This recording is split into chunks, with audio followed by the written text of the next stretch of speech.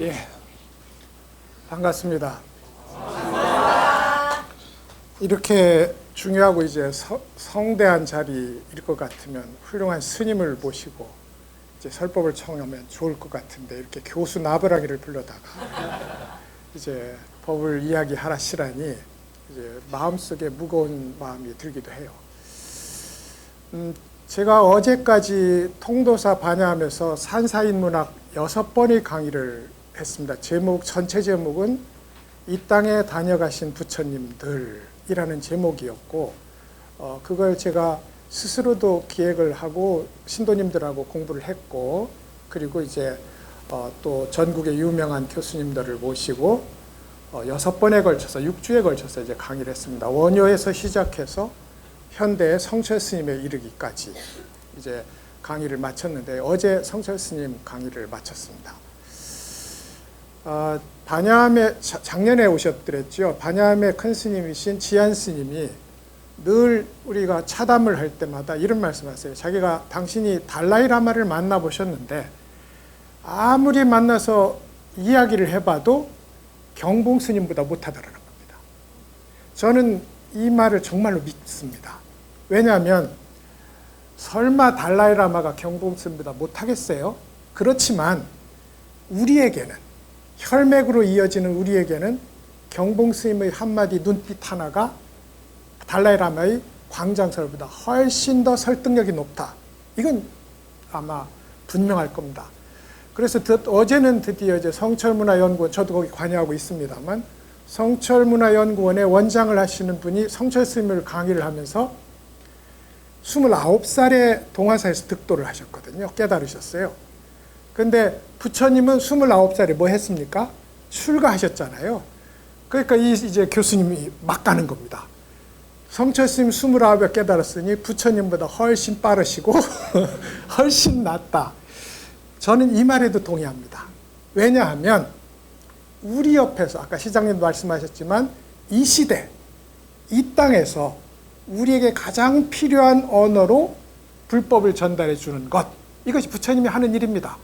그래서 소위 가비라국에서 태어나신 석가모니 부처님이 그 당시 그 땅에서 하신 것도 그 시대의 중생들에게 가장 필요한 말씀을 하셨던 것이고, 이 시대 원효 스님이라면 원효 스님, 경봉 스님이라면 경봉 스님, 그리고 성철 스님이라면 성철 스님, 이 시대에 이 땅에 우리 중생들에게 필요한 말을, 가장 필요한 말을 해주신 진정한 부처님이었다. 저는 이제 그런 의미에서 그분들의 말을 이해를 하기로 했습니다. 그래서 이제 원효입니다. 사실 우리 한국 불교의 모든 영감의 근원이라고 할까요? 한국 불교의 뿌리라고 할까? 그것이 다 원효 스님에서 비롯된다고 보셔도 크게 틀리지 않습니다. 우리 요즘에 이제 한류가 세계를 지배하고 있고 타골이 예언했던 것에 수십 배가 넘는 그런 영향력을 전 세계에 지금 미치고 있는 것이 한국 문화의 힘이기도 합니다. 그런데 원효 스님 시대에 원효 스님이 동아시아의 지성계에서 가졌던 지위가 꼭 그랬습니다. 그래서 이제 원효 스님이 백종의 서적을 쓰시고 책 권수로는 거의 250~260권에 해당하는 책을 쓰셨어요. 물론 그 중에 일실된 것이 많아서 전부 전해지는 않습니다만, 그럼에도 당시 동아시아 불교의 최고의 스타가 누구였냐면 현장 스님이었습니다. 인도에 유학 갔다 와서 그야말로 요즘 같으면 이제 하버드 대학을 갔다 오신 거잖아요. 입에서 나오는 모든 말씀이 금과 옥조이고 내놓는 의견마다 불교의 지형을 새로 판을 짜는 그런 불법을 내놓으셨는데, 그때 현장 스님이 실제로 직접 쓰신 책은 30권에 불과합니다.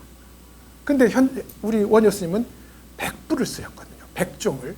그리고 그것마다 한결같이 불교의 신지평을 열어가는 이제 그런 논설을 내놓으셨다. 그런 의미에서 오늘날 한류가 세계를 지배하는 것처럼 당시에 동아시아 지성계를 원효 스님이 뒤흔들고 있었다. 이걸 우리가 믿을 필요가 있다. 근데 우리는 인정 잘 안 합니다. 우리는 인정 안 하고 외국에 가야 좀 인정을 하거든요. 그래서 애석하게도 신라에서 원효 스님을 크게 인정하지 않는 분위기였는데 귀족이 아니었거든요. 육두품이라고 하고 오두품이라고 하는데 그렇게 높은 벼슬은 아니었어요. 그럼 그에 비해서 의상 스님이나 자장 스님은 다 진골, 성골 이렇게 왕자 이렇게 돼 있었단 말이죠. 그래서 우리 신라에서는 그렇게 크게 인정받지 못하고 늘 문제아로 찍혀 있었던 좋은 스님은 있잖아요. 성격이 나쁩니다. 이건 분명 성철 스님, 제가 지금도 성철 스님을 연구하고 있고 앞으로도 성철 스님의 본지풍광을 이제 해석해서 연재를 할 계획에 있습니다만 성철 스님의 말이 있잖아요. 사람 못된 게 중이 되고 중 못된 게 수자가 되고 참선하고 수자 중에 제일 못된 게 도인 된다는 겁니다. 그래서 스님들 성격 나빠요. 왜 나쁘냐? 우리가 안주하는 삶의 틀을 부숩니다. 스님이 해야 될 역할이에요. 그래서 만약에 스님이 성격이 좋으면 별로 열심히 안 하시는 스님이다. 우리의 삶의 판, 이게 감옥이거든요. 우리가 짜놓은 삶의 판이 있어요. 이걸 패러다임이라고 부르는데 이 패러다임을 깨주는 것이 스님의 역할인데 그러려면 성격이 나빠야 돼요. 나빠야 돼요. 원효 스님은 나빴어요. 원효 스님은 나빠서 얼마나 나빴냐면 당시에 소위 인왕법회라고 그 신라 때 굉장히 유명했던 대법회입니다. 근데 인왕 대법회를 하는데 신라 땅에 유명한 스님 100명을 뽑아서 100일 동안 설법을 하는 거예요. 100번의 설법을. 그중에 경산 대표로, 암양 경산 말이죠. 대표로 원효 스님이 꼽혔습니다. 근데 원효 스님이 설법을 한다고 하니까 스님들이 전부 벌떼처럼 일어나요. 품행이 좋지 아니하고. 품행은 좀 안 좋았습니다. 왜냐하면 술도 드시고 춤도 추시고 심지어 요속공주하고 잠까지 주무셨잖아요. 품행도 좋지 않으시고 성격이 나빠. 매일 싸우거든요. 여러분 생각해 보시죠. 백부의 책을 그냥 쓴 게 아니라 기존의 불교 논설을 뒤집는 방식으로 씁니다. 모든 것에 문제를 시비를 걸어요. 그러니 사람 스님들이 만나면 불편하기 짝이 없는 겁니다. 그래서 반대합니다. 그래서 백구자법회에 참여를 거부당한 일까지 있었습니다. 그러니 이제 원효 스님이었어요. 그래서 이제 신라 땅에서 그다지 큰 환영을 받지 못하는 상황으로 잊혀져 가는 중이었는데 고려시대 때 대각국사 의천이라는 왕자 스님이 있습니다. 왕자였어요. 숙종 임금과 그 전후의 임금들이 전부 의천 국사의 형제들이었어요. 근데 이제 중국에를 가보니 중국의 스님이라고 생긴 분들은 모두 신라에서 왔다고 하면 원효 스님이라고도 부르지 않습니다. 우리 공문할 때 공자를 쓰는데 그게 어르신이라는 뜻이에요. 효 어르신하고 묻는 거예요. 우리가 효 어르신의 글을 공부를 했다. 그래서 그것은 단지 그 후대의 스님들 뿐만 아니라 원효 스님과 동시를 살았던 큰 스님들, 예를 들어서 청량국사 진관 스님이라는 분이 있어요. 그리고 현수법사 법장 스님이라는 분이 있어요. 이분들이 이제 중국 불교의 정초를 놓은 분이거든요. 중국 불교가 거기서 완성돼요. 근데 이분들이 책에 보면 늘 효공께서 말씀하시기를 이렇게 합니다. 그러니까 최고의 인증 자료는 뭐냐면 원효 스님의 책이었어요. 이걸 대각국사 의천이 본 겁니다. 저도 우리 한류가 별로일 때 대만을 갔는데 말이에요. 그때는 우리가 젊은 교수였을 때 그때까지도 홍콩 영화가 최고였습니다. 소림사 뭐 이런 거 하면 우리는 뭐 거의 가서 도시락 싸가지고 볼 때였단 말이죠. 그런데 대만에 가니 귀에 익숙한 노래가 막 들려오는 겁니다. 쿵따리 사바라. 저걸 왜 저렇게 틀지 하는, 나중에 보니까 가는 데마다 한국 음악이에요. 그래서 비로소 지금 한국 음악이 지배하는 주류 문화로 지금 자리 잡았구나 하는 걸 확인하게 됐다고. 외국 가서 비로소. 의천 스님이 그랬어요. 중국에 가서 보니 이 원효 스님이 그냥 스님이 아닌 거예요. 불교사를 통틀어서 이렇게 위대한 스님을 꼽을 수가 없다. 그래서 이제 돌아와서 숙종 임금에게 이러면 안 되겠습니다. 우리나라에 공자가 계신 것을 모르고, 유교로 치면 그렇습니다. 우리나라에 공자가 있다는 걸 모르고 괜히 외국의 공자를 모셔왔습니다. 그러면서 이제 원효 스님을 그때 비로소 국사를 추증합니다. 숙종에게 이야기를 해서, 그래서 그때 받은 국사의 명호가 시호죠. 명호가 화쟁국사였어요. 다툼을 머물게 화해시키는 국사였다 이 말이죠. 이게 원효 스님의 생애입니다. 일본은 또 어떻냐면, 일본은 원효 신앙 같은 게 있어요. 그러니까 일본의 화엄종, 일본의 정토종, 정토는 나무 아미타불 하는 게 정토종입니다. 일본의 정토종의 비조로, 시조로 원효를 꼽는 그룹들이 많이 있었습니다. 근데 원효 아들이 누구죠? 설총. 제가 설시들을 좀 많이 아는데요. 다 불교하고 친합니다. 예, 그래서 그 피가 있는 것 같아요. 근데 설총이었고 그 아들이 설중업이었는데, 이이가 지금으로 보면 한 5급 공무원, 높은 벼슬은 아니었어요. 일본에 사신을 갑니다. 근데 일본의 재상이 제가 설중업이고, 그러니까 내가 아는 스님 중에 설씨가 있는데 하면서 원효 스님 이름이 설사였어요. 생각할 사자입니다. 원효 스님 속명이 설사였는데 내가 아는 스님이 있는데 어떻게 됩니까? 제가 그 친손자입니다. 그때부터 말하자면 트럼프하고 이재명 대통령하고 회담을 하는데, 처음에는 밀당이 있었을 거 아닙니까?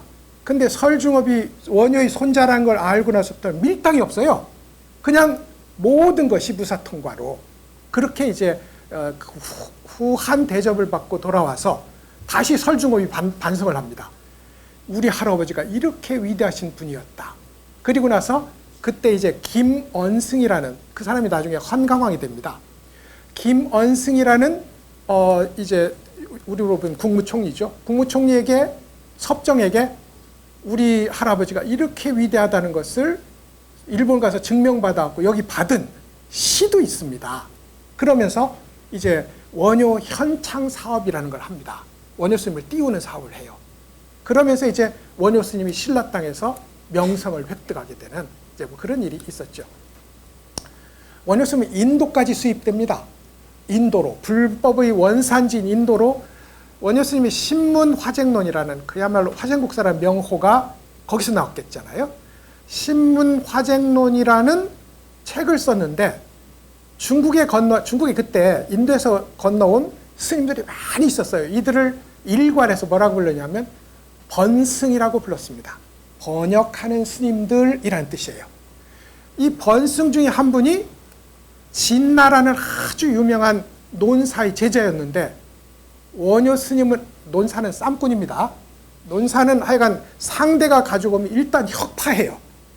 원효 스님도 현장 스님의 논을 다 혁파하거든요. 판비량론이라는 책에서 원효 스님은 현장 스님을 마구 깝니다. 그렇다고 현장 스님을 존경하지 않는 건 아닌데도. 그래서 이제 진나라는 보살이 그렇게 우리말로 하면 이빨이 셌는데, 원효 스님은 그것을 똑 닮았다. 그래서 우리 스님의 화생이시구나 하고 이 신문화쟁론을 인도로 수입합니다. 범어로 번역해요. 그래서 신문화쟁론은 티베트 불교에도 있고 인도 불교에도 있었어요. 그 뒤로 이제 인도에서 불교가 쇠퇴하니까요. 이런 이제 국제적 명성을 누리는 이제 그런 스님이 신라 당시 고려 시대 이후로도 이제 원효 스님이었다. 그런 의미에서 우리는 한국사의 지성사의 위인을 원효와 퇴계를 꼽지만, 아무리 생각해도 퇴계는 아니다. 물론 퇴계는 위대합니다. 이 공부에 있어서나 인격에 있어서나 성인의 범주에 있다고 봐야 돼요. 그래도 이룬 업적은 원효와는 비교가 안 되는 차원이다. 이렇게 우리는 그렇게 말합니다. 그런 원효 스님입니다.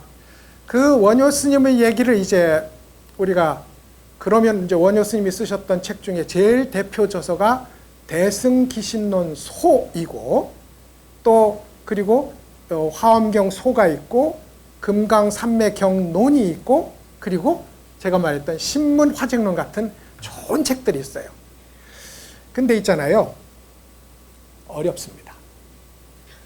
왜 어려울까요? 싸우는 중이거든. 논리에 허점이 있으면 안 돼요. 제가 왜 스님들 안 모시고 교수 나부랭이를 모셨느냐 하면, 교수 나부랭이는 있잖아요. 빈틈을 안 만들려고 재미없어져요.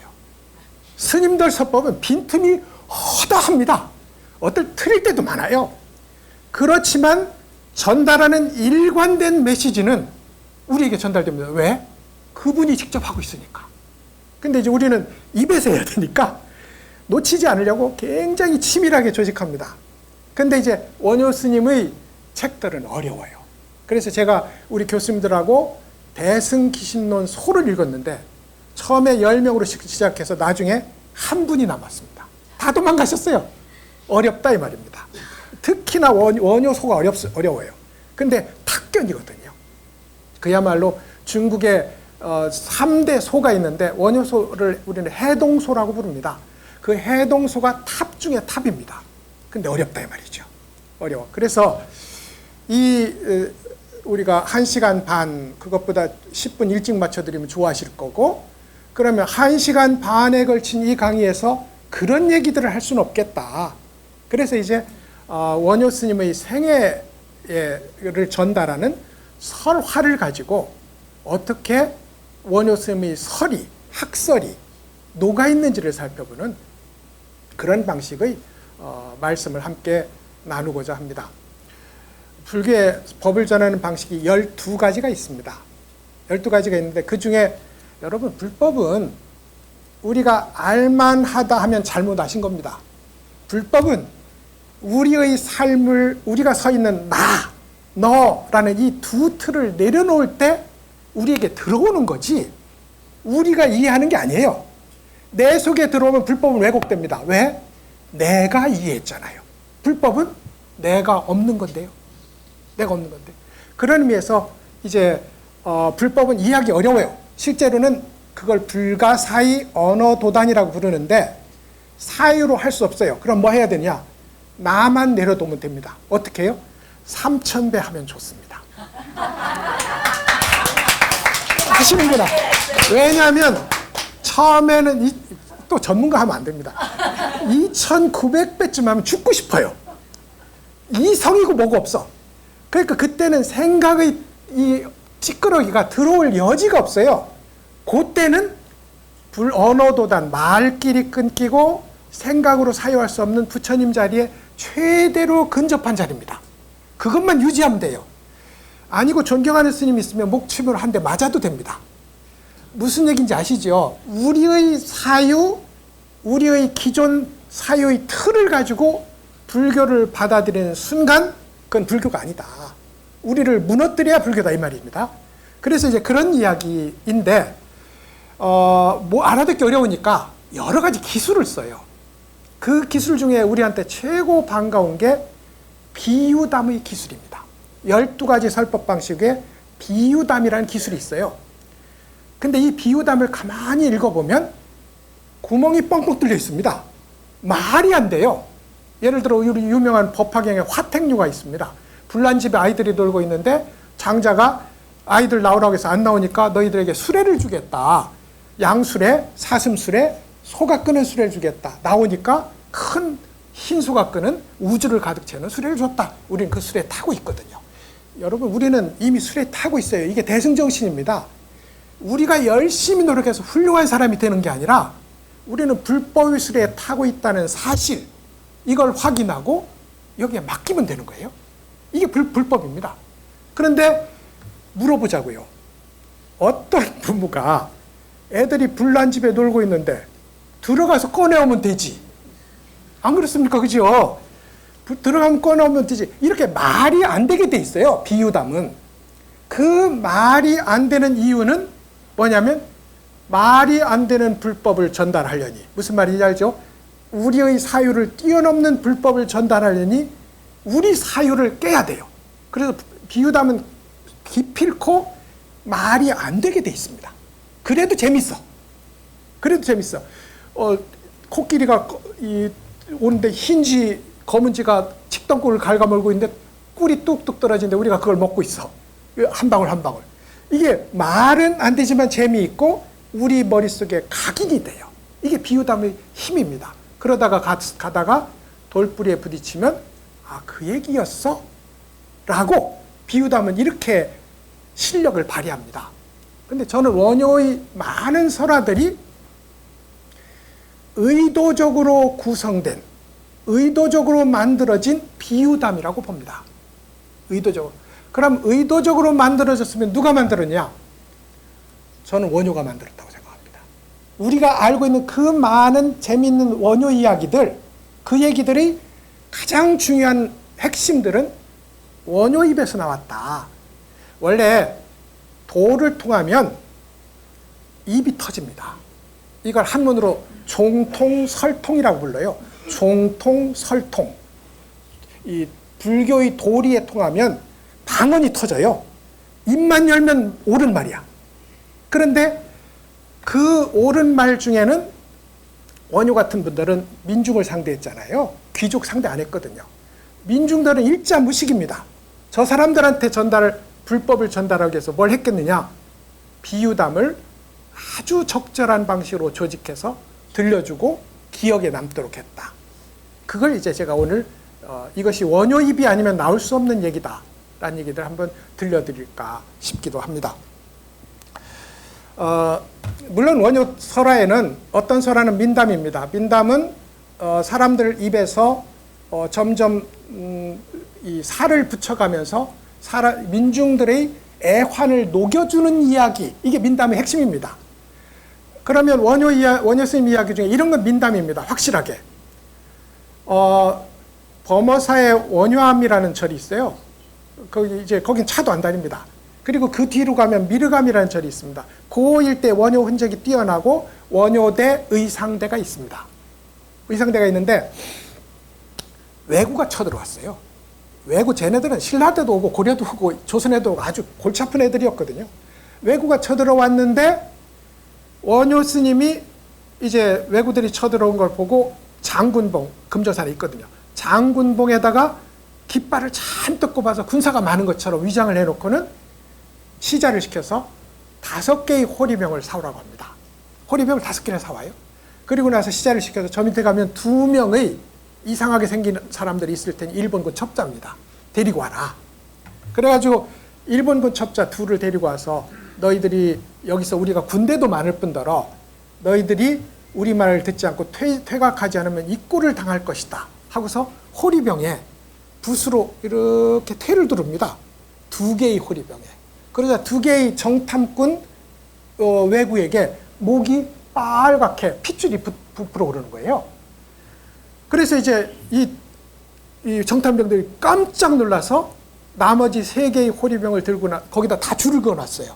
그래서 들고 와서 장군님 이런 상황이 있었습니다. 그러니까 장군이 이런 겁쟁이들 이러고는 이제 이런 게 뭐라고 하고 호리병을 탁 칩니다. 그러자 이 장군의 목이 툭 꺾어져서 죽었다는 거예요. 이거는 100% 민담입니다. 우리 얘기예요.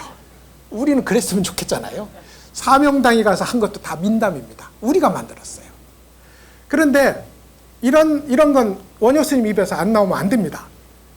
원효 스님이 태어난 것이 경산이었고 지금은 그 태어난 탄생지가 제석사라는 절이 있어요. 옛날에는 그 절 터에 밤나무가 한 그루 있었는데 원효 스님이 모친이 그 밤나무 아래를 지나다가 원효 스님을 출산했어요.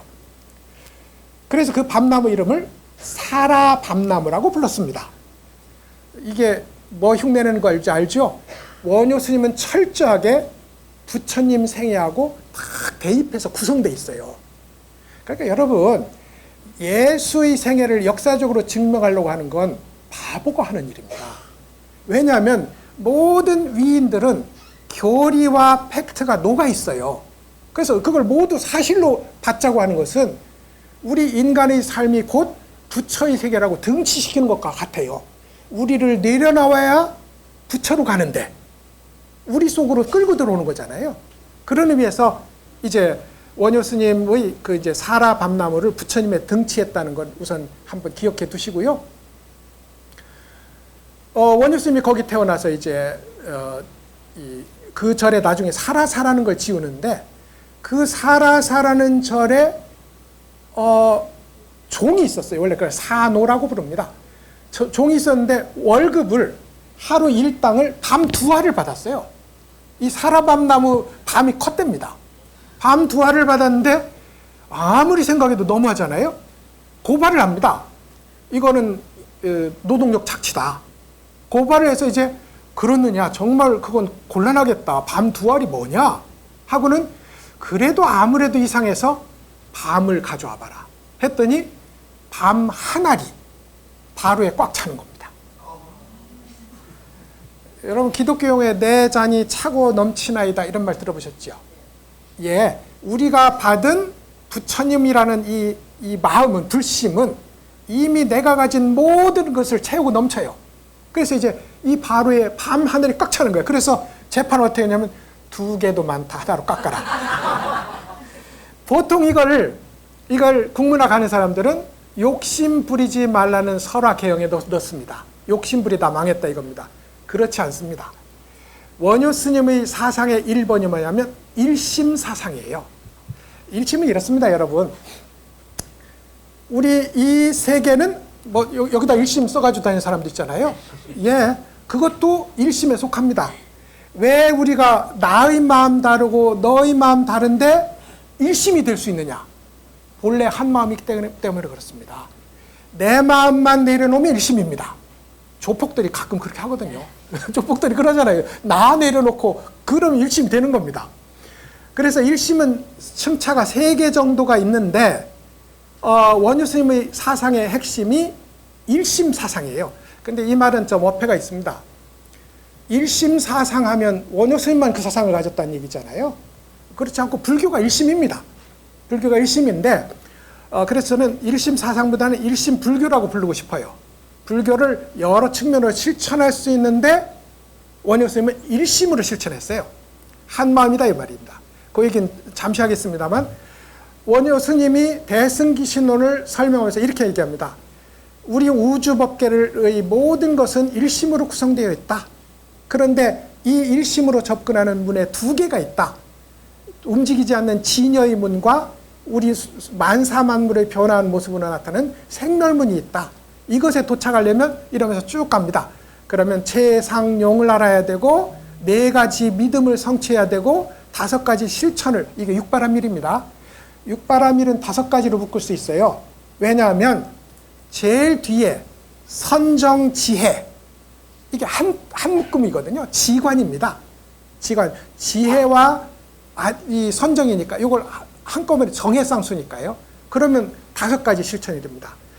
이것도 안 되는 분들이 있어요. 이렇게 일목요연하게 일심, 이문, 3대, 사신, 오행이라고 모든 불법의 핵심을 묶어도 아무리 들어도 모르겠어. 우리 교수들이 모르더라고요. 교수들은 불법을 알 수가 없습니다. 왜냐하면 지 생각에 갇혀 있거든. 자기 생각 절대 안 내려놓습니다. 석사 논문 때 생각을 지금도 들고 있어요. 그러니 교수님들이 제일 불법을 잘 모르시더라고. 그런데 이렇게 체계화 시켜놓고도 안 되는 분들이 있습니다. 그래서 어떻게 하라는 거예요? 나는 뭐 실천하지? 이런 분들을 위해서 마지막 누구나 실천할 수 있는 보루를 남겨놓습니다. 그게 육자입니다. 6개의 글자가 있어요. 나무, 아미, 타, 불. 사실 이거면 되는 겁니다. 우리가 여기 37년이 됐는데 경전을 좀 읽었겠어요? 화엄경 읽었지? 다 읽었어. 저한테 걸리면 대승기신론도 읽을 수 있습니다. 다 읽었어요. 그런데도 모르겠죠. 만약에 37년 우리가 멈춤 없이 나무, 아미, 타불에 바쳤다면 우리는 어디가 있을까요? 우리 벌써 37년이 여러분 만일입니다. 그러면 해결되는 거예요. 그러니까 우리 굉장히 헛다리 짚었을 수도 있습니다. 하여간 원효 스님은 그렇게 해놨어요. 근데 그 출발이 일심이라고요. 그러니까 원효 스님이 불법을 이렇게 체계화시켰지만 체계화할 필요도 없다. 한 마음이면 된다. 이게 바루에 가득 차는 밤 1알이었어요. 이건 원효 스님이거나 원효 스님의 사상을 정말 잘 이해하고 있는 고승이거나 만들어낸 얘기지 민간에서 나올 수 없는 얘기입니다. 이게 비유담입니다. 이런 걸 저는 이제 가려서 볼 수 있다 하는 것이 이제 저의 입장이 되는 거죠. 원효의 이야기 해골물 사하고 이제 요속궁주 얘기잖아요. 해골물은 아시다시피 이제 우리 지금은 평택하고 화성하고 싸우고 있습니다. 원효 스님이 자다가 깨달은 동굴이 화성에 있다 한 그룹, 평택에 있다 한 그룹. 그래가지고 거의 재판도 붙고 조계종도 끼어들고 난리 났었습니다. 근데 지금 평택 수도사로 기울어졌어요. 왜 기울어졌는지 아십니까? 화성은 지자체에서 했어요. 평택은 스님이 했습니다. 코어가 있잖아요. 스님이 하면 안 끝쳐요. 근데 지자체는 시장님 가셨죠? 시장 바뀌면 안 됩니다. 그렇잖아요. 3년 하다 끊어져요. 그러니까 제가 보기에는 화성이 더 가까운데, 왜냐하면 지명이 그거 나오거든요. 근데 화성이 뺏겼어요. 왜냐하면 수도사 주지 스님이 조계종 스님들 다 움직였어. 그래가지고 조계종에서 평택이 맞아, 이걸로 간 겁니다. 제가 천성산 원효 성역화 작업에 저도 멤버로 들어가 있는데 거기도 지자체가 열심히 합니다. 그래서 제가 그랬어요. 지자체가 열심히 하시면 안 됩니다.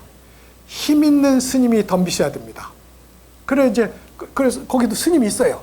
그 스님이 중심이 됩니다. 어차피. 근데 하여간 그 무덤에 가서 이제 우리가 알고 있다시 한 잠을 자고 나서 목이 말랐는데 물을 마셨다. 알고 보니 해골의 고인물이었다. 이게 원래는 해골의 고인물은 아니었습니다. 원래 민간에 내려온 얘기는 점점 과격해지는 길을 걷습니다. 처음에는 그냥 무덤에서 잤어요. 자고 나서 일어나 보니 무덤인 거예요. 그래서 어제는 동굴이라고 생각해서 편안하게 잤는데 오늘은 무덤이라서 한 잠 더 자니 잠이 안 오는 겁니다. 맨날 귀신이 나오고. 그래서 이제 마음이 생겨나니 모든 법이 생겨나고 마음이 소멸하니 소멸하면 무덤과 동굴이 둘 아닌 자리가 있구나라고 깨닫고 일체유식 만법유식이 도리를 깨닫고 돌아온다. 이게 핵심이에요. 근데 이제 과격하신 분들 있잖아요. 임간록이라는 책이 있습니다. 스님들 중에 구라가 제일 센 스님이 선승들이거든요. 왜냐하면 별로 공부는 안 했어. 사투리도 설법하신 분도 많아요. 제가 읽다가 해석 안 되면 제 옛날 중고대 중국어를 할 거 아닙니까? 중고대 중국어를 하는데도 해석 안 되는 게 있어요. 그러면 사투리입니다. 사투리 설법하셔요. 그런데 그 선사들이 머릿속에 쏙 들어가기 위해서 간단하게 만들고 자극적으로 만듭니다. 그래가지고 드디어 해골물을 떠마셨다. 여기까지 갑니다. 그게 임간록. 임은 우리도 거사림이잖아요. 우리 거사들이 숲이라는 얘기잖아요. 중국에서는 뛰어난 스님들의 숲을 총림이라고 불렀고 그 총림에서 나누는 뒷얘기들, 이걸 모아놓은 게 임간록이라는 책이 있어요. 거기서 드디어 해골바가지에 먹었다는 겁니다. 좋지요. 우리도 기억하기 딱 좋잖아요. 그래서 이제 해골바가지 물이 된 겁니다. 됐는데 그 해골바가지 물을 먹으면서 이제 이런 요 얘기만 기억하시면 됩니다. 일체유심 만법유식의 도리를 깨달아요. 일체유심 만법유식. 이게 이제 하나는 화엄경이고 하나는 유식의 용어입니다. 일체라는 건 세상 만사 3개가 전부 일체에 속합니다. 그래서 3개라고도 써요. 3개는 우리가 색계, 무색계, 그리고 욕계가 있잖아요. 그럼 이 색계, 욕계, 색계, 무색계 이 3개가 오로지 마음일 뿐이라는 겁니다. 여기에 3개의 층차가 있어요. 첫 번째는 마음 먹기에 따라 달랐다. 이게 제일 얕은 층차입니다. 여러분 우리 다 이렇게 해석해요. 그죠? 마음 먹기 따라 달랐다. 근데 여러분 마음 먹어집니까? 안 먹어져요. 옆에서 누가 나를 성질나게 하는데 그래 이거 마음 먹기에 따라 달라. 이렇게 되냐고요. 그래서 육식은 우리 이 표층의식은 통제 불가능해요. 마음 먹기 따라 달린 건 맞지만 이 소위 삼계유심, 일체유심이 전달라고 하는 표층의 의미다. 두 번째는 우리를 지배하는 뿌리로서의 안경이 하나 있어요. 이 뿌리로서의 안경이 세상을 보는데 각자 자기 모습을 보이게 합니다. 이걸 업식심이라고 불러요. 우리가 갖고 온 뿌리로서의 이 DNA의 눈이 하나 있습니다. 이걸 업식심이라고 부르는데 이런 겁니다. 물이 있어요. 물이 있는데 하늘의 천인이 보면 이게 보석으로 보입니다. 그런데 사람이 보면 이게 물이에요.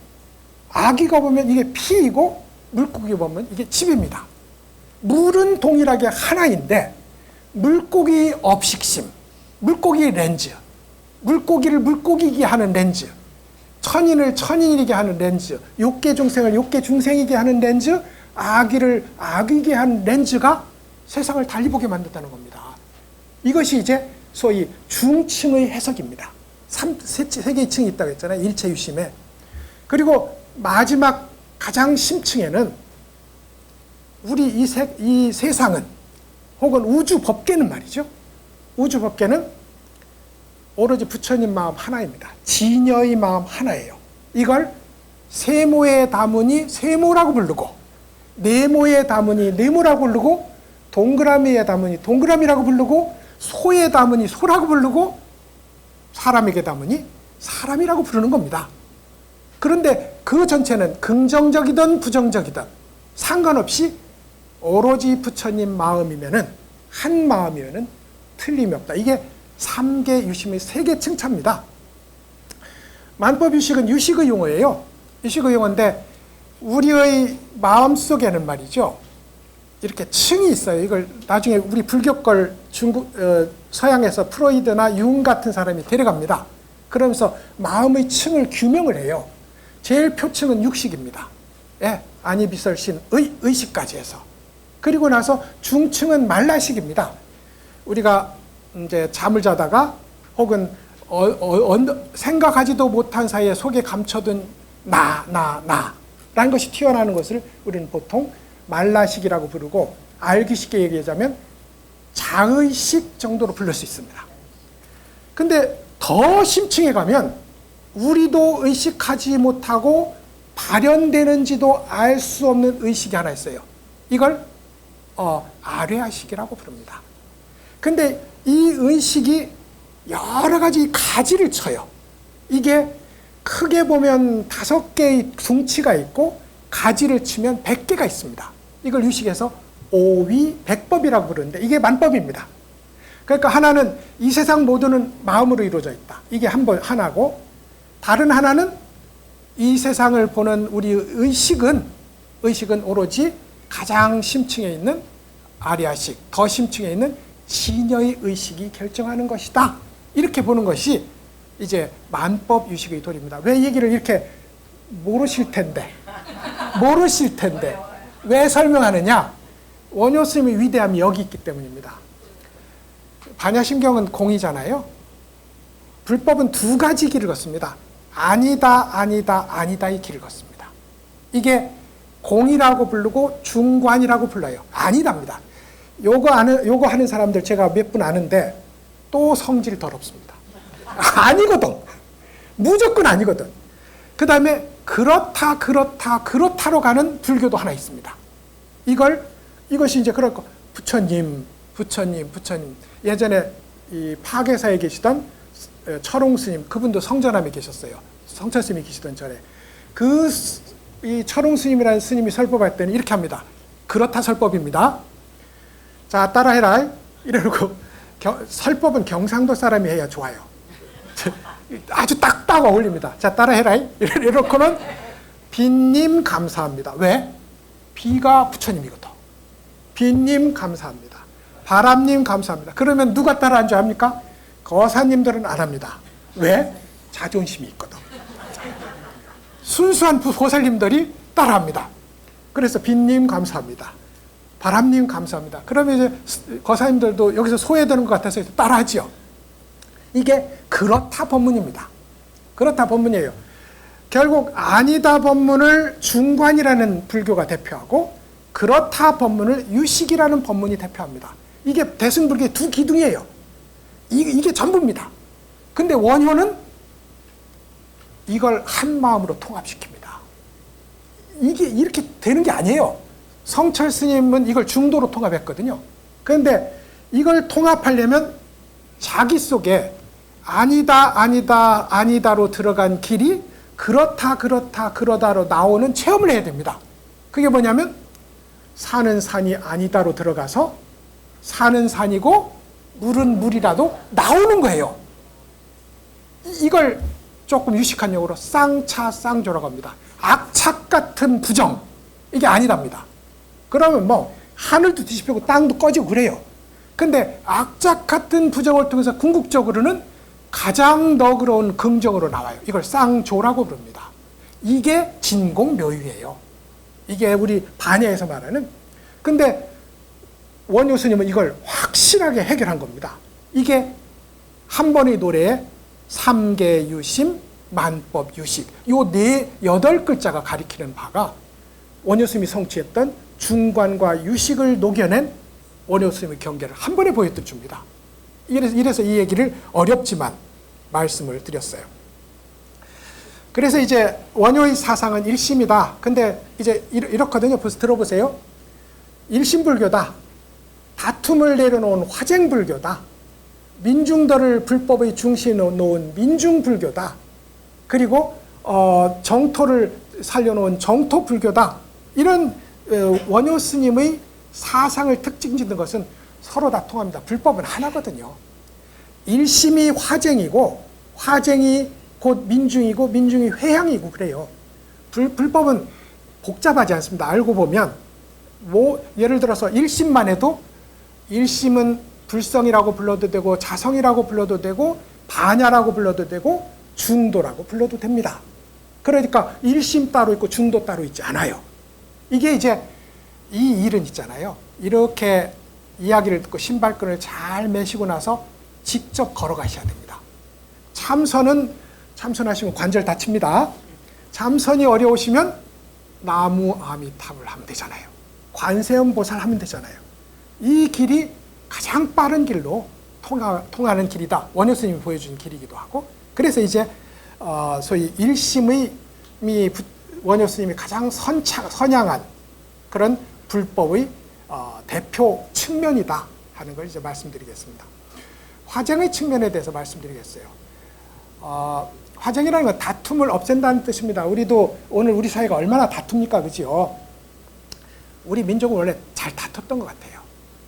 옛날부터 잘 다퉜으니 우리를 지배하는 키워드가 뭐였냐면 통합이었습니다. 신라 때도 이조 때도 우리 불교는 있잖아요. 통불교지 않습니까? 이런 불교 없습니다. 중국에 가면 종파가 자세하게 나눠져요. 화엄종은 화엄만 합니다. 화엄종은. 천태종은 법화만 합니다. 삼론종은 반야만 해요. 다 정토종은 연불만 합니다. 우리는 한 스님이 화엄도 하지, 법화도 하지, 연불도 하지, 참선도 하지, 다 해요. 이게 한국 불교입니다. 왜요? 우리에게는 그것이 하나의 가장 중요한 정신이기도 하거든요. 그걸 원효 스님은 이제 그 다양한 분파와 갈등을 한 마음으로 녹여내는 화쟁의 기술에 성공했어요. 싸우는데도. 그럼 우리도 지금 좌우가 싸우고 노소가 싸우고 하면 이 싸움의 결말은 분명합니다. 우리가 한 마음으로 녹여낼 때 너도 옳고 나도 옳고가 아닙니다. 우선 나를 먼저 내려놔야 돼요. 나를 내려놓으면 상대가 내 품으로 들어옵니다. 이걸 뭐라고 했냐면 육조 스님이 나의 잘못은 나의 잘못 맞지요? 남의 잘못도 나의 잘못. 왜요? 내가 있으니 남의 잘못이 보이는 겁니다. 자동차가 빵빵하는데 왜 화가 나요? 내가 있으니까 화가 나는 거예요. 그래서 남의 잘못도 내 잘못입니다. 이렇게 나라는 벽을 집착을 내려놓고 나면 사회의 갈등을 해소할 실마리도 보입니다. 이걸 이제 화쟁이라고 불렀어요. 교리적 갈등, 사회적 갈등입니다. 이런 얘기입니다. 신라의 왕비가 머리가 아팠어요. 우리는 이걸 뇌종양일 거라고 부릅니다. 하여간 교수는 쓸데없는 거 얘기해. 머리가 아프지 무슨 뇌종양일까? 하여간 불치병이었어요. 뇌종양을 아는데 소위 이거에 대한 예언이 나오기를 저 외국에 가서, 외국은 당나라입니다. 외국에 가서 경전을 구해다가 소위 큰 법회를 열면 병이 나을 것이다. 사신이 갑니다. 원효 불법은 이 서해안을 넘어가지 않습니다. 가다가 다 돌아와요. 중간에서 돌아옵니다. 이 화성에서 돌아왔잖아요. 해골물 사건으로. 지금 이 사건도 가다가 용왕을 만나요. 용왕이 나한테 마침 좋은 경전이 있는데 이게 책으로 엮여지지 않아서 막 뒤섞여 있다. 뒤섞여 있으니까 이걸 가져가서 어떻게 해봐라.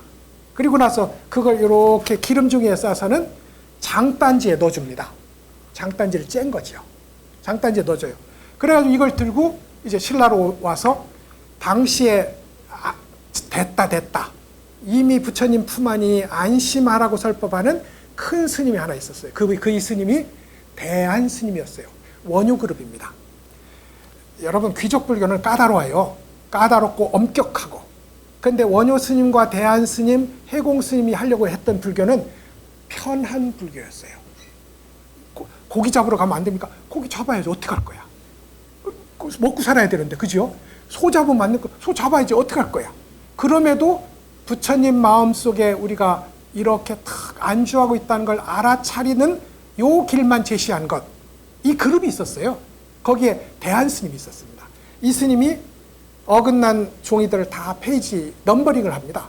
그래서 이 책은 원효 스님이 아니면 주석할 수 없다. 그래서 원효 스님이 그걸 봤더니 이렇게 얘기합니다.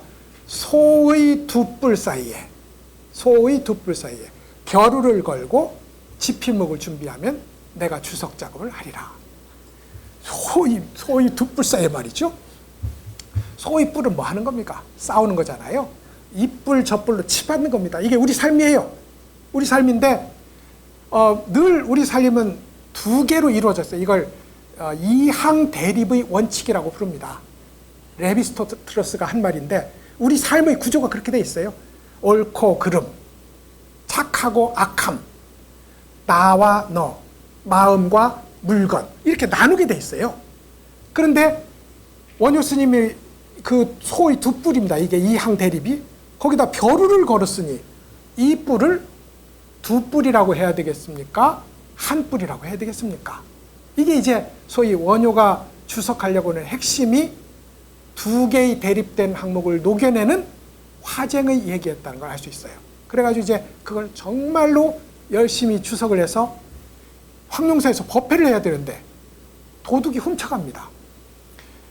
원래 스님들 사회에 늘 평화로운 공존만 있을 것 같지만 스님들 많이 싸웁니다. 스님들 사형제끼리 안 싸우는 그룹을 내가 본 적이 없어. 싸워요. 그리고 나는 옳게 공부하셨다면 싸워야 된다고 생각합니다. 왜냐하면 옳게 공부 안 하고 부화내동하면 그게 스님이 아닌 거잖아요. 그래서 싸웁니다.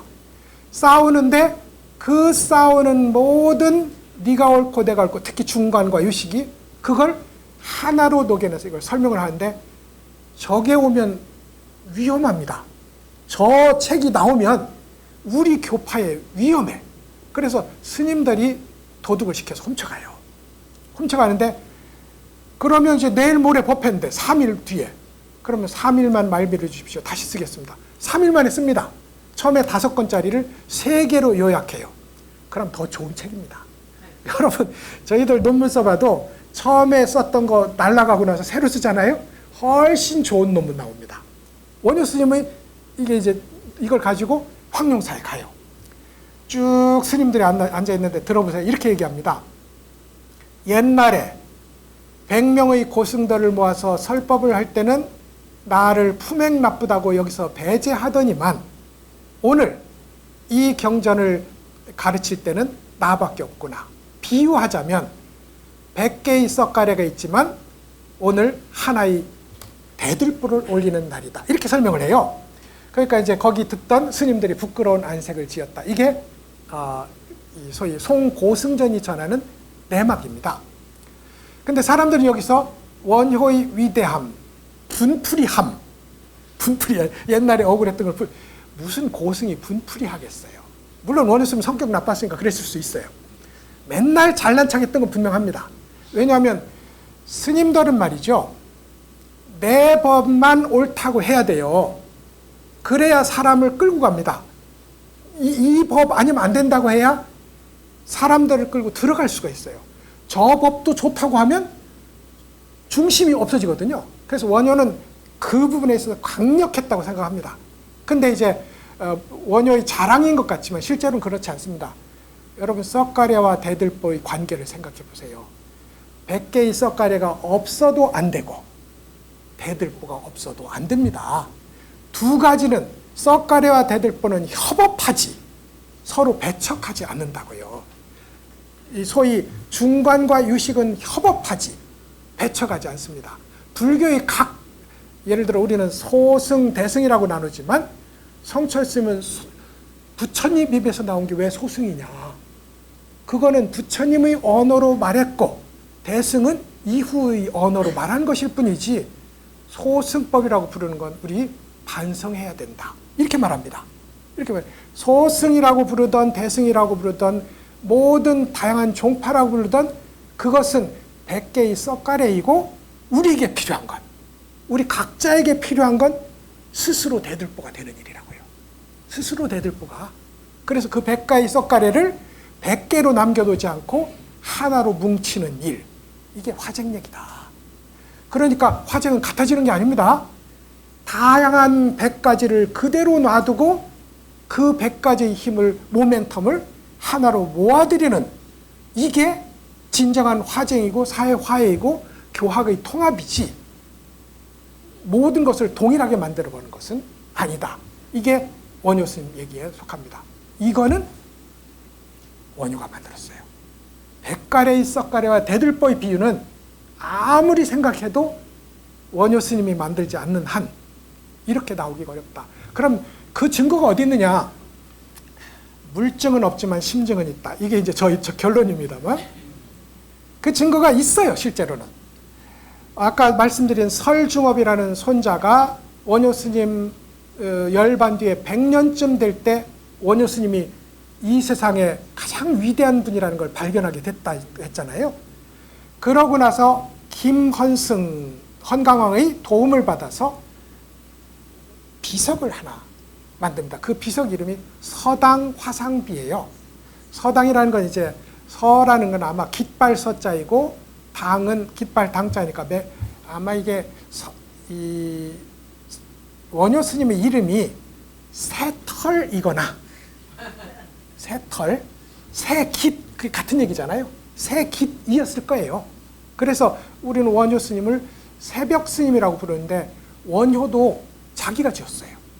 자기가 지었어요. 으뜸원자에 새벽 효자잖아요. 원효 스님 이전에 자장 스님도 있었고 원광 스님도 있었고 많은 스님들이 있었거든요.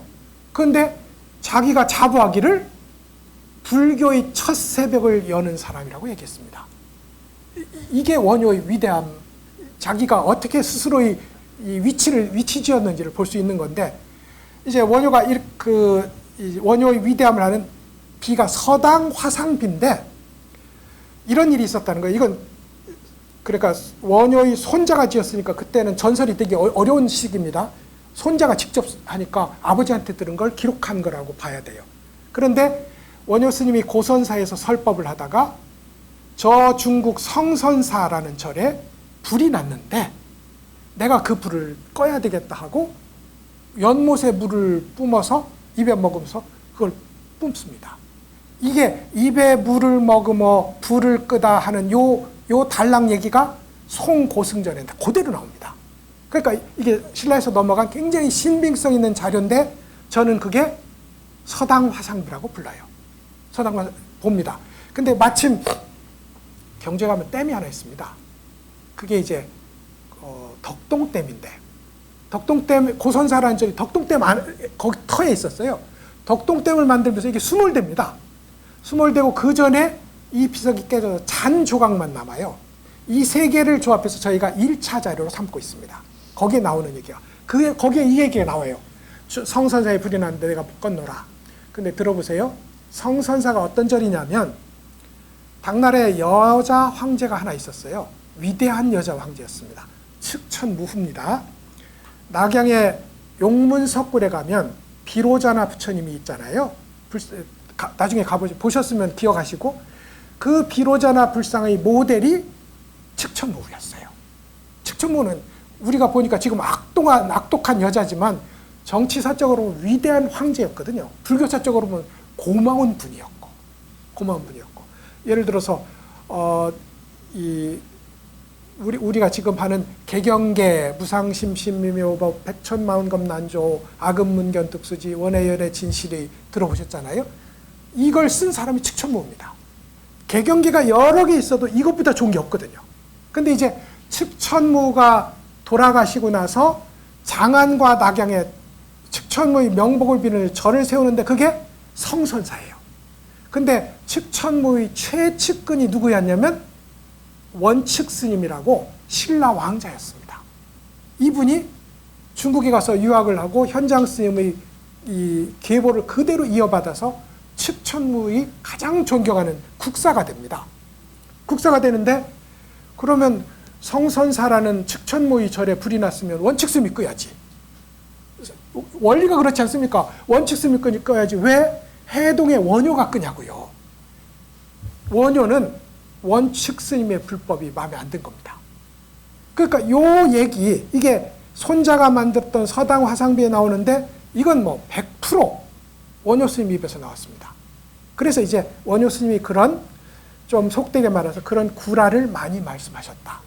그리고 거기에 애초부터 심오한 자기의 불법 주장이 담겨있다. 이게 이제 제가 소위 금강산매경론이라는 아까 100개의 썩갈에, 그리고 한 개의 대들보 얘기가 전하는 화쟁의 소식입니다. 화쟁은 각기 다름을 인정하자. 그러되 그것을 녹여내는 들보가 내가 되자. 이게 화쟁 사상의 핵심이었다. 이렇게 이제 이해하시면 우리 사회의 지금 현재의 갈등이 나로부터 해소됩니다.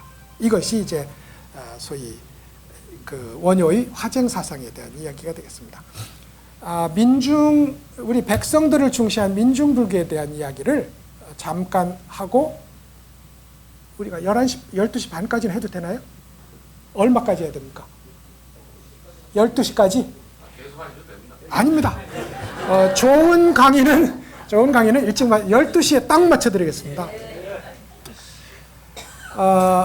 원효의 일심 화쟁이라는 두 대표적 사상이 사실은 일심이므로 화쟁이고 화쟁이므로 일심이라는 얘기를 했습니다.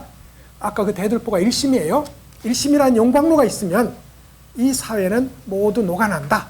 이게 방금 말씀드린 설화의 핵심 메시지이고, 이 메시지는 원효 스님의 입에서 안 나올 수가 없다. 이게 이제 제가 말씀드리려고 했던 이야기가 됩니다. 민중에 대한 얘기를 하겠습니다. 친구 많으시잖아요. 아까 뭐 시의원도 오셨고 시장님도 오셨고 심지어 국회의원도 오셨는데 안 계셔서 하는 말인데, 그이들의 자기 선전은 내가 얼마나 잘났는지를 보여줘야 됩니다. 그렇죠, 그죠? 근데 여러분, 친구가 만날 때마다 자기 잘난 척 이야기하면 좋을까요? 사귀고 싶지 않습니다. 안 사깁니다. 자기 자랑만 하는 사람은 안 사귀어요. 그런데 물론 징징대는 사람도 안 사깁니다. 그런데 뜻밖의 어느 부분에서 자기가 펄썩 넘어진 실패담을 하는 사람이 있으면 갑자기 옆집 담장이 허물어지는 느낌이 들면서 마음이 훅 통한다고요. 이걸 우리는 뭐라고 그러냐면 동반자라고 그럽니다. 여러분, 우리 동반자는 내가 잘못했어. 그때 보니까 내가 진짜 잘못했네. 여기서 동반자가 생기지, 나는 옳아, 나는 훌륭해로 동반자는 없습니다. 동반자는 없어요. 그래가지고 이제 원효 스님은 수시로 틀린 것을 얘기합니다. 내가 틀렸어요. 예를 들어 오어사를 가보시면 해공 스님하고 물고기를 잡아먹었다는 거잖아요. 그런데 먹고 나서 둘이 똥 누기 시합을 했는데, 해공 스님이 원효 스님보다 선배고 글도 좋았거든요. 해공 스님은 물고기를 그대로 누고 얘가 헤엄치다 그냥 가더라는 거예요. 원효 스님은 냄새나는 똥을 넣었어요. 그리고 나서 해공 스님이 너는 똥을 넣고 내 물고기는 저기 가네. 내 물고기 해서 오어사예요. 오어사인데 내 물고기 오 나오자 물고기 어자에서 오어사입니다. 근데 여러분 물고기를 먹고 물고기를 똥으로 누는 사람하고 물고기를 먹고 똥으로 똥을 누는 사람하고 어떤 사람이 우리 불법이 말입니다. 불법이 물론 그 신비의 영역 이걸 배제하면 안 됩니다. 불법을 우리가 알 수 없는 영역이 분명히 이렇게 한 덩어리가 있어요. 근데 우리를 끌어들이려면 알 수 없는 영역의 동그라미가 여기 있고 알 수 있는 영역의 중세한 삶이 여기 있다면 교집합이 있어야 될 거 아니에요. 요 교집합에서 화학작용이 일어납니다. 물고기를 먹고 물고기를 똥으로 넣는 사람은 교집합을 못 만들었어. 물고기를 먹고 똥으로 넣어야 교집합이 생길 거 아닙니까? 여기서 데리고 가야지. 그래서 이제 원효스미 똥 넣는 얘기가 겉으로 보면 진 얘기예요. 도술시합에서 진 겁니다. 그런데 우리는 누구 편이냐면 이성계 편이 아니고 최영 장군 편이고 졌잖아요. 우리는 누구 편이냐면 해공 스님 편이 아니고 원효 스님 편입니다. 졌거든요. 그 진 얘기를 말씀드리겠어요. 의상 스님하고 두 스님은 그야말로 10살, 8살 혹은 9살 차이인데 원효 스님이 형이고 의상 스님이 동생입니다. 도반이었고 선후배였고 나중에는 심지어 속가의 친형제였다는 말까지 나옵니다. 그건 만들어진 얘기예요. 그런데 원효 스님이 중국에서 화엄을, 원효 스님은 모범생 중에 모범생입니다. 중국에서 수석 졸업하고 한국에 들어와서 한국의 화엄종을 엽니다. 그 사이에 얼마나 많은 미담들이 있는지는 기억하실 거예요. 부석사, 선묘의 낭자라는 아름다운 여인이 사랑을 고백했다가 사모하는 마음을 가지고 용이 돼서 따라와서는 부석사의 이교도 혹은 산적들이 절 짓는 걸 방해하자 스스로 돌을 띄웠다 내렸다 하면서 쫓아냈다. 이게 부석사의 전설이거든요. 아름다운 전설이 가득합니다. 모범생이었고 그 당시에 원효 스님하고 동문수학했던 사람들이 편지를 보내요. 지금도 있어요. 보내는데 이 세상의 부처님의 법을 쇠퇴하게 하지 아니하고 끝까지 부처님의 태양을 빛나게 할 이 스님 말고 이 세상에 누가 있겠습니까? 이렇게 말합니다. 그 편지의 주인공이 현수 법장이에요. 중국 불교 1번지입니다. 그런 분이 의상 스님에게 저는 스님을 모델로 따르고 있으니 제가 책을 보낼 때마다 교정해서 보내주십시오. 그런 부탁을 하는 그런 위대한 스님이거든요. 근데 이 스님이 낙산사를 갑니다. 거기 관세음보살이 나왔다더라. 들어보세요. 소문입니다. 원래 문, 견, 득, 수, 지의 순서입니다. 우리 공부는 처음에는 들어야 돼요. 그래서 여러분 교수 나부랭이는 어렵지만 큰 스님 설법은 자꾸 듣는 게 좋습니다. 그래서 들어야 돼요. 그렇지만 피가 되고 살이 되진 않잖아요. 그래도 또 자꾸 스님을 찾아가야 돼요. 사는 모습을 봐야 돼요. 그래서 보고 나서는 나한테 소화되기 시작합니다. 똥되기 시작하는 거지. 소화되기 시작해서는 드디어 내 것으로 활용하기 시작해요. 이게 수입니다. 나중에는 내가 그 자체가 됩니다. 가다가 문지방을 탁 밟았고 발가락이 빠졌는데 아이고 죽겠다가 아니라 관세음보살. 이러면 수지하는 상태가 됩니다. 이게 문견득수지의 상태거든요. 그러니까 원효 의상스님이 들었어요. 보러 갑니다. 보러 가서는 이제 동해안 낙산사가에 도달을 해서는 7일 기도를 해요. 그리고 나서 방석을 툭 이 바다에 던지니 바다의 이 암벽 위에 거기 지금도 볼 수 있습니다. 거기에 이제 좌복이 앉는 거예요. 그리고 나서 천룡팔부가 의상스님을 데리고 동굴로 들어갑니다. 공중에서 수정염주가 나오고 여의주가 나오고 다시 7일 기도를 하니 관세음보살이 진신이 나타나서 저 위에 대나무 두 그루가 나타날 때니 절을 지어라. 그 절을 지어서 그게 낙산사 홍련암. 이렇게 되는 거거든요. 여기는 성스러울 성자가 가득 차 있습니다. 성스러울 성자가 바닷가로 어떻게 뛰어드냐고요. 세속 속된 신분을 버리고 성스러운 세계로 진입하는 단계가 차곡차곡 나타나 있어요. 그리고 수정목걸이라는 게 말이죠. 보살은 구리 목걸이도 걸고 은 목걸이도 걸고 우리 보살은 목걸이 걸잖아요. 이걸 영락이라고 부릅니다. 근데 목걸이를 거는데 최고의 목걸이가 수정 목걸이입니다. 이건 묘각을 이룬 부처님과 동일한 보살이 거는 목걸이가 수정 영락이에요. 이게 관세음보살이 거는 목걸이입니다. 그런 목걸이인데 관세음보살을 친결했다는 건 나도 관세음이라는 뜻이거든요.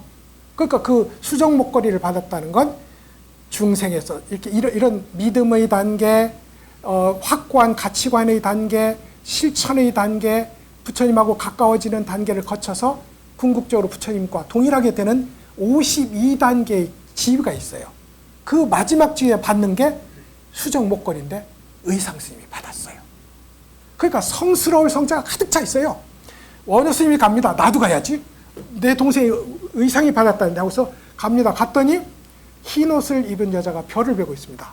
근데 원효 스님은 껄렁하잖아요. 그냥 곱게 말씀하지 않습니다. 어이 그 과부, 그 여인, 그 쌀 좀 주시면 하고 희롱조로 말합니다. 그러자 여인도 희롱조로 흉년이 들어서 쌀 쭉정이 뿌려서 쌀을 줄 수 없다네. 백의 흰 옷을 입은 여인이 말합니다. 그래서 실패해요. 거기는 속스러울 속자가 가득 차 있습니다. 속될 속자가. 그래서 이제 다시 빨래터로 갑니다. 자, 가다가 보니까 여인이 빨래라고 했어요. 그 빨래가 월수백, 달마다 여인들이 하는 이걸 묻힌 이 빨래를 하고 있는 중이에요. 물 좀 주세요 하니까 그걸 빤 물을 주는 거예요. 그러자 원효가 그 물을 버리고 상류의 물을 떠서 마십니다. 그러자 파랑새가 얘기합니다. 참 제호라고 우유를 최상급으로 이 제조를 하면 제호라는 천상의 넥타가 되는데 그 천상의 넥타조차 무시하는 거부하는 참 못난 스님이로구나 하고 파랑새가 날아갑니다. 보니까 신발 한 짝이 있어요. 이걸 털레 들고 가보니 낙산사에 관음보살 신발이 한 짝밖에 없다는 겁니다. 드디어 별을 베던 여인, 빨래를 하던 여인, 파랑새 모두 관세음의 화신이었음을 확인하게 되었다. 이겁니다. 그리고 나서 그래도 나도 또 동해안 가서 관세음보살 만나야지 하니까 파도가 일어서 들어가지도 못하고 다시 이렇게 속세로 돌아오는 속될 속자가 가득 찬 얘기입니다. 여기서 여러분 흰 옷 입은 여인이잖아요. 백의 관음입니다. 월수백을 빨았다고 했잖아요. 거꾸로 해보십시오. 수월 관음입니다. 달월자 물수자거든요. 수월 관음. 그러니까 이 세상의 모든 나타나는 존재는 관세음보살이에요. 그래서 32가지 응신이 있는 게 아니라 응신이 아니라 우리 중생들이 있는 중생의 마음 수만큼 관세음보살이 있다고요. 근데 그렇게 매번 나타나고 있건만 원효는 몰랐는데 마지막에 멋지게 눈 뜨잖아요. 그래서 여러분 잘 실패하셔야 됩니다. 우리 불법은 원효 스님, 의상 스님처럼 성공의 역사도 있지만 우리한테 허락된 길은 10중 8구 실패의 길입니다. 그리고 잘 실패해서 끝내 참 못난 이 사람이라는 이 생각까지 사라지면 거기에 관세음보살이 이미 와 있습니다. 왜요? 불교는 잘났나 내려놓는 거거든요. 뽐내는 마음 내려놓으면 그게 불교입니다. 이미 부처님이 와 있다니까요. 그거를 거기에 이제 벼베는 여인, 빨래하는 여인, 소나무, 그리고 소나무도 우리나라에 많잖아요. 양양에는 아까 대나무가 솟아났다고 했잖아요. 제가 충청도 사람인데 그때까지만 해도 대나무 북방 한계선 충청도였어요. 양양은 38선 이북인데 거기는 대나무가 없습니다. 그런데 대나무는 어디 있느냐? 도타낙가산에 있습니다. 전부 관세음보살이 있는 자리예요. 그게 성스러운 세계라면 소나무는 우리나라의 지천이잖아요. 파랑새는 동화 속에 있으니까 정말 없는 것 같죠? 우리나라에 제일 많은 새가 파랑새 중에 하나입니다. 파랑새는 동화 속에 나오니까 신비한 새 같지만 그냥 파랑새가 많습니다. 신발은 얼마나 속되게 해요. 저 위에 수정 목걸이가 아니라 신발에 관세음보살이 깃들어 있다고요. 깃들어 있다. 이런 소위 우리를 위로하고 우리를 안주하게 하는 관세음의 법문, 소위 불보살이 현신하고 임재하는 법문을 우리에게 끼쳐준 것이 소위 낙산 이대성의 설화를 담은 의상과 관음 원효 스님의 에피소드입니다. 자, 이렇게 해서 이제 불법, 사실은 스님들한테 들어야 될 얘기지만 불법은 큰 것 복잡하지 않다.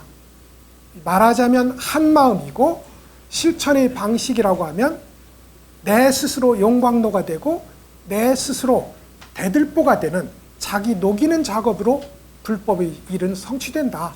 그리고 녹이는 길에는 성공의 길도 있거니와 실패의 길도 있고 우리가 걷게 되는 일은 실패의 길이다.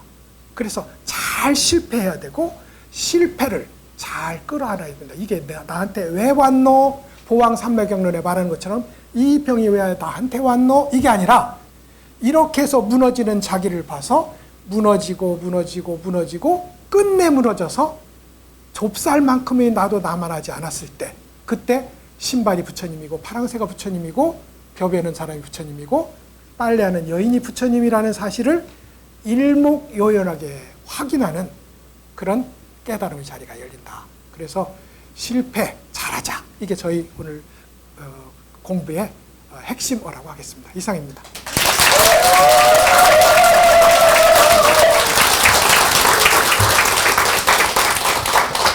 예.